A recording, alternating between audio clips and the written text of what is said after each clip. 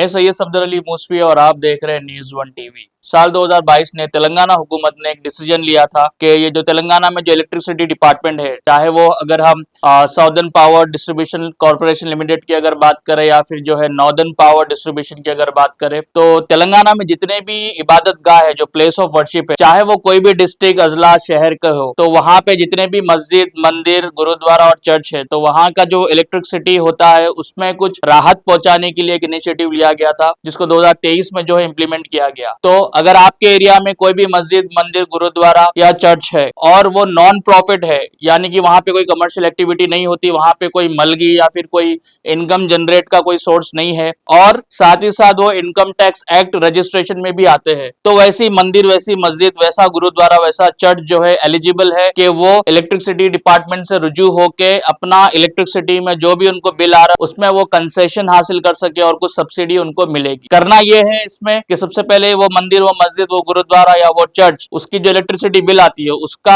उसमें जो एक कैटेगरी आती है वो देखना है। अगर वो कैटेगरी 7A जनरल पर्पस में आता है तो आप उस पर्टिकुलर इलेक्ट्रिसिटी की कॉपी लेकर आपकी जो मंदिर मस्जिद या गुरुद्वारा जो चर्च है उसका इलेक्ट्रिसिटी का जो टैरिफ होता है उसकी एक कॉपी लेकर, और वो पर्टिकुलर इबादत गाह की वो पर्टिकुलर प्लेस ऑफ वर्शिप की जो मैनेजिंग कमेटी होती है उस कमेटी का लेटर हेड पे आप एक अपील अपने नजदीकी इलेक्ट्रिसिटी डिपार्टमेंट के असिस्टेंट डिविजनल ऑफिसर से रुजू होकर बता सकते हैं कि साहब हमारी ये जो इबादत गाह है, हमारी ये जो मसाजिद मंदिर या चर्च या गुरुद्वारा है, ये भी इलेक्ट्रिसिटी के उस कैटेगरी में आती है जहां पे हमको कंसेशन मिले, तो आप उसमें अपील कर सकते हैं। वो लेटर की कॉपी भी हम शो करेंगे कि आप किस तरीके के आप वो जो है मैटर वहां पे लिखे। साथ ही मैं आपको ये भी बता दूं कि कुछ मसाजिद मंदिर गुरुद्वारा और चर्च ऐसे है जो HT2 कैटेगरी में आते हैं, जहां पे ज्यादा पावर कंजम्पशन होता है, जो बड़ी जगह होती है, तो उनके लिए भी कुछ राहत का जो है एक फैसिलिटी दी गई है। आपको करना सिर्फ इतना है कि आपको आपके रिस्पेक्टेड इलेक्ट्रिसिटी डिपार्टमेंट के असिस्टेंट डिविजनल ऑफिसर को अप्रोच होना है, वहां से बात करनी है। ये पर्टिकुलर डॉक्यूमेंट जो मैंने बताया हूं, तो आप वहां पे एक रिक्वेस्ट रेज कर सकते हैं। उस लेटर की कॉपी भी हम शेयर करेंगे एज अ रेफरेंस कि आप क्या मेंशन करना चाहते हैं। जितना हो सके इस वीडियो को जरूर आप शेयर करिए। जिसको पता है अच्छी बात है, आप दूसरों को भी बताइए। जिसको नहीं पता